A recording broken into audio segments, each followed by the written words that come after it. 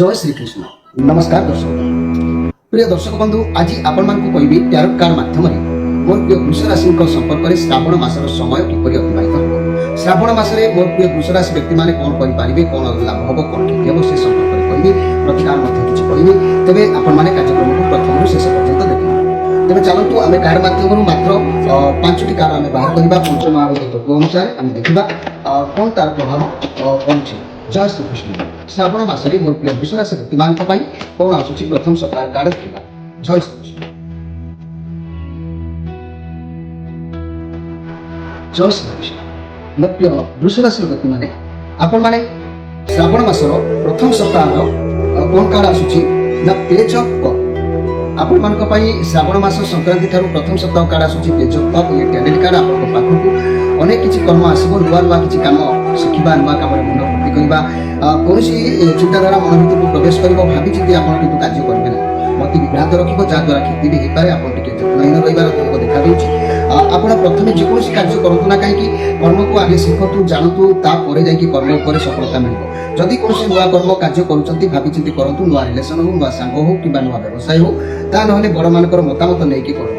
ता नहले आपनकर प्रॉब्लम देखा दे पारे किबा घर परिवार दाम्पत्य जीवन कथा कहले आपनक गृह के अतिथि प्रथम सप्ताह आसीबार जोग देखा दउछि। रिलेशन रे के आपनक नुआ पार्टनर रो जोग देखा दउछि, किंतु हेले आपनकर मन गोटे विचलित भाव रे रहबो। मन जदि हेला विचलित, फल न फले कदाचित। मन को शांत रखिबा पई ईश्वरंकर आराधना करंतु, शिव महाप्रभु को दर्शन करंतु। निश्चित मति विभ्रांत टिके शांति मिलिबो। नले चंदन टीपा कपाळ लगांतु। ई सब कर्म कले आपनकर मति ठीक ठाक रहबो। एबे चलंतु आमे श्रावण मासर द्वितीय सप्ताह को देखिबा। द्वितीय सप्ताह रे कार्ड आसी नाइट ऑफ सोर्स कार्ड। आपनक सह एक परिवर्तन भी एठी सेकंड बा द्वितीय सप्ताह श्रावण मास रे देखिबा को मिलिबो। कोनोसी बड़ परिवर्तन हे पारे, जहार अपेक्षा आपण थिले से परिवर्तन को आपनको मध्य स्वीकार करबा को पड़िबो। आपण कोनोसी साहसिकता रखिबे, कोनोसी रिस्क मध्य आपण मुंड भितर लेबे। आपनकर कलिग मध्य करबो। बड़ परिवर्तन रिलेशनशिप रे भी होबार जोग देखा दउछि। मैरिज प्रपोजल हे पारे, नहले आपनकर पार्टनर रिलेशन असेस किछि क्लोज भी हे जाय पारे। ए जा भी हो आपण टिके जगी रखि चलंतु। आ मनी कैरियर क्षेत्र रे आपनकर साहसिकता भी आपण देखैबे। हेले भी आपण माने प्रति क्षेत्र रे टिके केयरफुल भाबरे रहंतु, ता नहले सब बिगड़ी जिबार संभावना रहइबो। मोर प्रिय वृष राशि व्यक्ति 3-2 कोटिका नक्षत्र, 4-2 रोहिणी नक्षत्र, 5-2 मृगशिरा नक्षत्र, 3टी नक्षत्र व्यक्ति मानक पई द्वितीय सप्ताह कार्ड मध्ये एते खास नाही। ताकू आपण मध्ये जगी रखि चलबा आवश्यक अछि। आमे एबे श्रावण मासर तृतीय सप्ताह कार्ड को देखिले।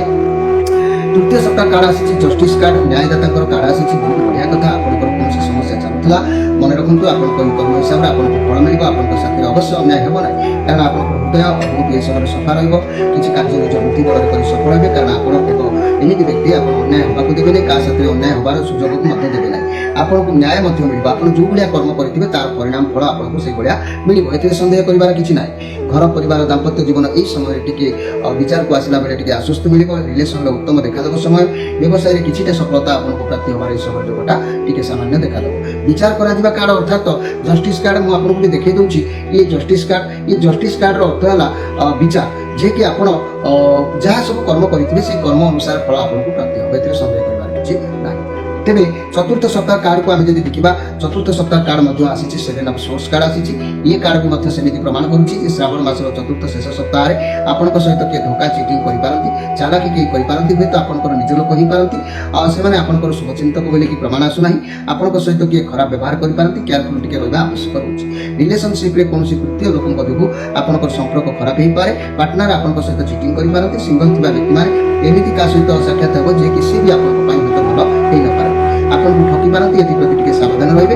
मनी कैरियर क्षेत्र रे आपनको कर्म क्षेत्र रे साथी माने ही आपनको पिठी पछपट रे आघात करबा होली किछि गोटे चक्रांत करि पारंती। चाकरी रो आपनको के बाहर करबा उद्यम करि पारंती। निज बुद्धि सब परिस्थिति को डील करंतु। फाइनेंशियल क्षेत्र रे आपनको सहित फ्रॉड हे पारे।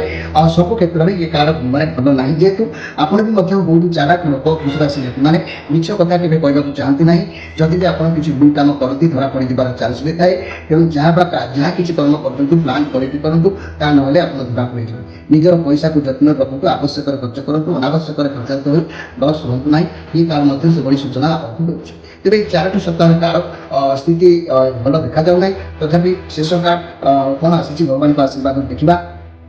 शेष कार्ड आसूची द लभर कार्ड निज ऊपर बहुत अधिक आपण फोकस रखिबे आपनकर माइंड मन सब बैलेंस रहइबो जदि आपण सत्य रखिबे ताले ठीक डिसीजन दे पारिबे प्रथमे आपण लागिबो जे कोनसी कर्म करिवे रास्ता बहुत कठिन आपण द्वारा संभव कि असंभव किंतु आपण से कर्म छाड़तु नहीं कर्म ऊपर मनोनिवेश करतु किछि समय किछि दिन यदि से काम करिवे रास्ता आपण को मिलि जिवो छोट छोट कार्य को लक्ष्य कले आगु आपण बढ़िबे ई भगवान कृष्ण केशव माधव जगन्नाथଙ୍କର आशीर्वाद कार्य प्रमाण करूछि कार्य क्षेत्र में सब ठीक ठाक रहिबो किछि भी परिवर्तन चाहिए अधिक व्यस्त होबो नाही व्यवसाय को बढ़ावा पाई होबा संपर्क बढ़ावा पाई होबा कार्य सफलता पाइबा को किंतु आपन को धैर्यर सहित मुकाबला करबा को पड़िबो तेबे जाय कि आपण उचित मार्ग रे पहुंची पारिबे भलो साथी भी ए लास्ट मोमेंट रे आपन को के उठे मिल पारे जा पई आपन को मन भी टिके से समय हल्का हे पारे मोर कहबार कथा होछि मोर प्रिय वृष राशि व्यक्ति माने वर्तमान आपन को एकादश भाव रे शनि अछंती अर्थात लाभ भाव रे अवस्थान करितबा शनि आपन को प्रति सतत अनुकूल प्रभाव सुनिश्चित रहिबो किंतु सब मास रे रहिबो ता भी नो ए मासटा पय आपन को पय ठीक नै ए बे आपन को अप्रत्याशित भाव रे निजर तादुरुस्त योग्यता कर्म कुशलता थाउ बा न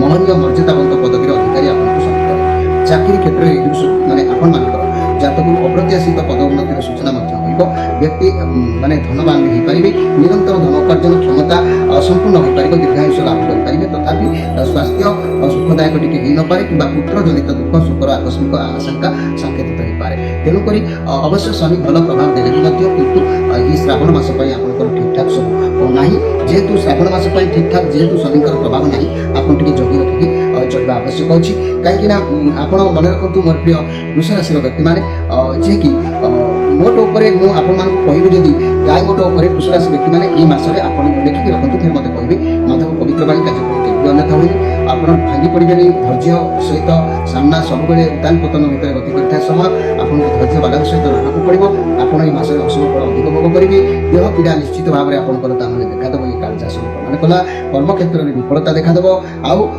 आय व्यय प्राय जा रोजगार करिवे ताही खर्च रे पड़िबो पारिवारिक जीवन विषाद जोग देखा दबो चाकरी क्षेत्र में चक्रांतर शिकार वशवर्ती हेबे भोग प्रकाश परिवार जोग मास देखा दबो तेनु टी केयरफुल भाव रे मासटा को जगी रखि चलंतु व्यवसाय मांदा चलिबो पढ़ा पढ़ी के संपूर्ण अबड़ा घटिबो पछे कि रहबे कारण आपण मन रखंतु एई श्रावण मास अर्थात जुलाई मास रो कथा कहबी जुलाई 20 तारिख 26 तारिख 27 तारिख 28 तारिख एवं सेई जुलाई परे अगस्ट मासर मध्य 15 तारिख 16 तारिख 17 तारिख पर्यंत आपको टिके सतर्क भाव में गति करबा पड़ो ए तारिख मानक कारण यही तारिख मानक घात चंद्र अष्टम चंद्र सब ए मास आपंकर पड़ुवार मानसिक शारीरिक पीड़ा आर्थिक क्षयक्षति शुभ काम बाधाविघ्न समस्या सृष्टि अघटन कर्म चिंता पारिवारिक चिंता माने आदि अति अशुभ फल भोग कर समय जोग सब देखा देता है एणु यही तारिख में विशेष भाव में सतर्कता आपण मैंने अवलंबन करने उचित या छड़ा प्रति मासर शनिवार पंचमी दशमी पूर्णिमा अमावास्या मासंत यही दिन गुड़िक अशुभ आपन दिन मानक इष्ट देवता माँ कमला माँ पार्वती इष्ट देवता शिव को ध्यान करूँ कर्म प्रवृत्त हेले अशुभ फल किसी परिमाण आप निवृत्त रही पारे तथापि आप शुक्रवार जेकोसी कर्म करेंगे बुधवार शुक्रवार आप करूँ आ शुभ तिथि तृतीया त्रयोदशी द्वादशी यही सब समय करूँ शुभ रत्न जब आप धारण करने को चाहते हीरा कि मुक्ताटी आप धारण करूँ शुभ रंग कहले धला कि नील रंगर पोशाक सब परिधान करूँ तेज ये मास निश्चित आपको हेल्प जदि भी मुझे आपंकर समस्या बहुल होची मोर प्रिय मृत्तिका नक्षत्र वृष राशि रोहिणी नक्षत्र वृष राशि एवं मृगशिरा नक्षत्र वृष राशि व्यक्ति माने जदि किसी प्रोब्लेम होची ताले आपण माने एक हनुमान यंत्र को आपण माने पूजा करंतु ये हनुमान यंत्र को पूजा करंतु कोनोसी समय रे संचय होला परे दुई धूपकाठी को 7 थर बुले आनी से माने यंत्र को देखै कि रखि दियंतु 30 रु 45 मिनिट पर्यंत जेतबेले निरला समय होची यंत्र को अनेक निजर जहाँ मनर अभिलाष अछि ताको मने मने कहंतु एपरि रेगुलर सब दिन 100 दिन मात्र करके देखंतु देखिबे फल प्राप्ति निश्चित होबे एई आपण निजे करिवे जेते जा हो पछे याको पालन करबा उचित जदि स्त्री माने करंती स्त्री मानकर मासिक हेले मध्ये याको करि परिबे एतिके छुआ अछुआ मुतिकिया छुटिकिया किछि भी मध्ये न थाए तेणु आपनका माने मेडिसिन भली यह काम करि थाए तेणु रेगुलर याको करबा आपनकर आवश्यक अछि एई यंत्र को कोनोसी ठाकुर घरे फूल बेलपत्र दे पूजा करबा आवश्यकता नाही एई यंत्र को आपना आखि सामने जे कोनोसी घरे ठाकुर घरे बाथरूम लैट्रिन कि रोषे घर को छाड़ी अन्य स्थान मानक आपण रखि परिबे आपण एई यंत्र को व्यवहार करि अर्थात निज शोइबा बेडरूम रे रखि परिबे डाइनिंग रूम रे रखि परिबे ना याको कांथरे बा देवाल रे एमती सठै देबे सठैला परे से रहिला प्रत्येक दिन बसिकी ताको खाली अनेबे 30 रु 45 मिनिट भीतर अनेबे अनेले आपण जो कथा पाई मन दुख होउची ताको अनुभव करिवे निश्चित रूप से दिखाव कर संदेह करबार नाही ଆପଣମାନେ ମନେ ରଖନ୍ତୁ ଏ ଯନ୍ତ୍ର ଯେଉଁମାନେ ବ୍ୟବହାର କରିବେ କେବଳ ମଙ୍ଗଳବାରକୁ ଛାଡ଼ି ଅନ୍ୟ ସବୁ ବାରରେ ଆମିଷ ଖାଇପାରିବେ, କିନ୍ତୁ ମଙ୍ଗଳବାର ଆମିଷ ଖାଇବ ନାହିଁ। ଏ ଯନ୍ତ୍ର ସାମ୍ନାରେ ବସି ଏକ ଲୟରେ ଯନ୍ତ୍ରକୁ ଅନେକ ରହିବେ, ମନେ ମନେ ଚିନ୍ତା କରିବେ ଆପଣଙ୍କର ବ୍ୟବସାୟ, ଚାକିରି, ଘର ସମସ୍ୟା, ଅର୍ଥ ସମସ୍ୟା ଯାହା ବି ଅଛି ଆପଣ ଉକ୍ତ ସମସ୍ୟା କେତେ ସହଜରେ ସମାଧାନ ହେଇଯିବ ମାତ୍ର 100 ଦିନ କରିକି ଦେଖିଲେ ଜାଣିପାରିବେ। କିନ୍ତୁ ଯେତେବେଳେ এই ଯନ୍ତ୍ର ଆସିବେ ତା ସିଦ୍ଧି ଯନ୍ତ୍ର ହୋଇଥିବା ଦରକାର, ପ୍ରାଣ ପ୍ରତିଷ୍ଠିତ ହୋଇଥିବା ଦରକାର। ତେବେ ମୋର ପ୍ରିୟ ଯାହାକି ବୃଷ ରାଶି ଲୋକମାନେ ଅଧିକ କିଛି ଯଦି ଆପଣ ଜାଣିବାକୁ ଚାହୁଁଛନ୍ତି ଆମ ଚ୍ୟାନେଲର ନମ୍ବର ମଧ୍ୟ ଦିଆଯାଇଛି, ଯୋଗାଯୋଗ କରିପାରିବେ। ନିଜର ଜନ୍ମଜାତକ ଅନୁସାରେ ଅନେକ ପ୍ରତିକାର ମଧ୍ୟ ଅଛି, ଯାହାକି ଆପଣଙ୍କ ଭିତରେ ସମସ୍ୟା ଚାଲୁଛି ସେ ପ୍ରକାର ସମସ୍ୟାର ସମାଧାନ ଅଛି।